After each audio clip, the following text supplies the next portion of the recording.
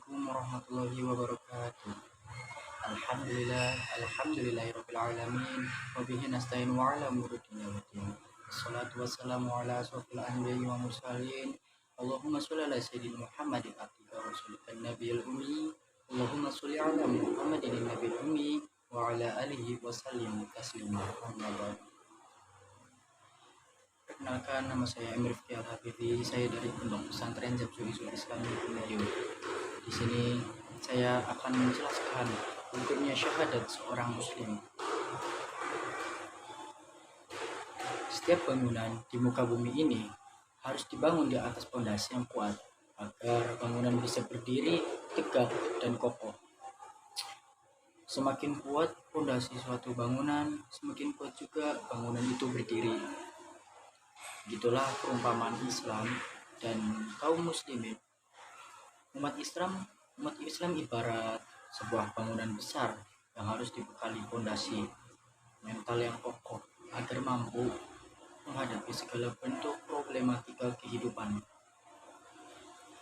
Adapun pondasi dasar bagi umat muslim adalah akidah atau keimanan yang diawali dengan dua kalimat syahadat.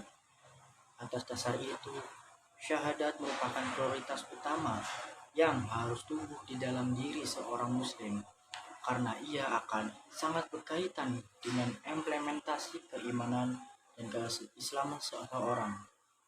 Namun, bisakah seorang muslim kehilangan syahadatnya? Jawaban dari pertanyaan ini akan kita bahas sekarang, yaitu gugurnya syahadat seorang muslim. Pertama, menyembah kepada selain Allah.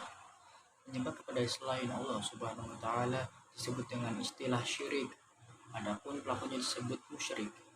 Syirik berarti mengakui adanya Rob selain Allah atau menyamakan sesuatu dengan Allah Subhanahu wa taala, seperti mempercayai lautan, gunung, pohon, dan sejenisnya dapat memberikan manfaat dan menyelamatkan kita dari mudarat atau bahaya.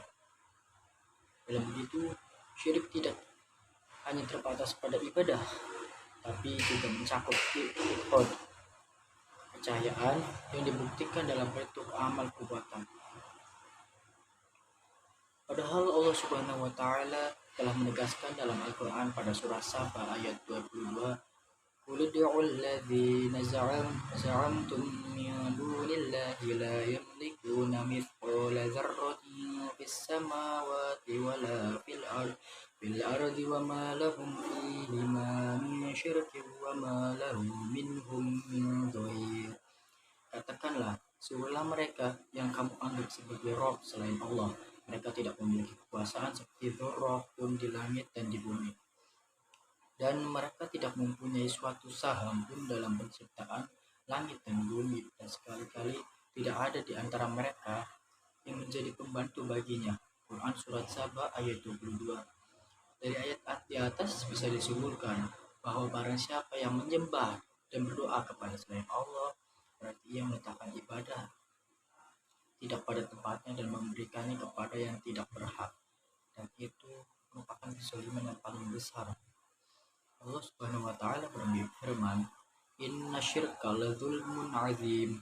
Sesungguhnya menyekutukan Allah adalah benar-benar kezaliman yang besar.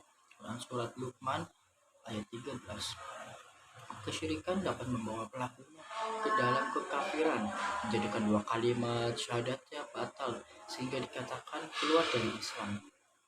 Allah Subhanahu wa taala tidak akan mengampuni musyrik dan baginya neraka jahanam. Kedua, bertawakal kepada selain Allah. Allah Subhanahu wa taala memerintahkan kepada kita untuk berusaha dan berikhtiar untuk memenuhi setiap hajat dalam hidup kita. Tetapi dalam menggapai hal tersebut, Allah Subhanahu wa taala melarang kita untuk bertawakal kepada usaha semata. Yang dimaksud bertawakal kepada usaha adalah ketika seseorang sudah begitu yakin dengan usahanya dalam suatu perkara, sehingga ia menumpahkan seluruh harapannya kepada apa yang telah ia lakukan, sehingga ia lupa di atas segala usaha dan ikhtiar ada Allah Subhanahu wa taala yang pencipta maha berkuasa. Allah Subhanahu wa taala berfirman, "Qala rajulan minal alladzina yakhafuna an'ama Allahu 'alaihim adkhulu 'alaihim al-baba fa idza dakhaltumuhu fa innakum ghalibun wa 'ala Allahi fatawakkalu in kuntum mu'minin. Artinya, berkatalah dua orang di antara orang-orang yang takut kepada Allah, yang Allah telah memberi nikmat atas keduanya. Serbulah mereka dengan melalui pintu gerbang, kata itu. Maka bilang kamu memasukinya, niscaya kamu akan menang. Dan hanya kepada Allah hendaklah kamu bertawakal, jika kamu benar-benar orang yang beriman. Quran Surat Al-Ma'idah ayat 23. Ayat di atas bercerita tentang Bani Israel ketika hendak memasuki negeri yang di dalamnya hidup kaum yang kejam. Namun Allah Subhanahu wa Ta'ala tidak langsung meneruskan kepada mereka bantuan, tapi memerintahkan kepada mereka melalui lisan dua orang yang takut kepada Allah Subhanahu wa Ta'ala di kalangan mereka, agar berusaha yakni masuk ke dalam negeri tersebut. Setelah mereka berusaha, Allah Subhanahu wa Ta'ala kemudian memerintahkan kepada mereka agar bertawakal hanya kepada Allah Subhanahu wa Ta'ala. Begitupun dalam kehidupan kita, saja kita harus berusaha keras untuk mencapai kesuksesan, namun pada akhirnya kepada Allah lah kita berserah diri. Disinilah perbedaan orang kafir dengan orang beriman. Seseorang kafir berusaha semaksimal mungkin dan menggantungkan seluruh harapannya pada usahanya semata. Sedangkan orang muslim selain berusaha dan maksimal, ia hanya menggantungkan harapannya kepada Allah Subhanahu wa Ta'ala. Dua poin telah disampaikan tidaklah menjadi batas atas diberi syahadat seseorang, melainkan dua poin itulah yang luput dari kita tetapi banyak terjadi, sehingga membawanya sang pelaku ke dalam jurang dosa besar yang tidak akan bisa diampuni kecuali bertobat. Demikianlah itu saja yang saya bisa sampaikan. Mohon maaf.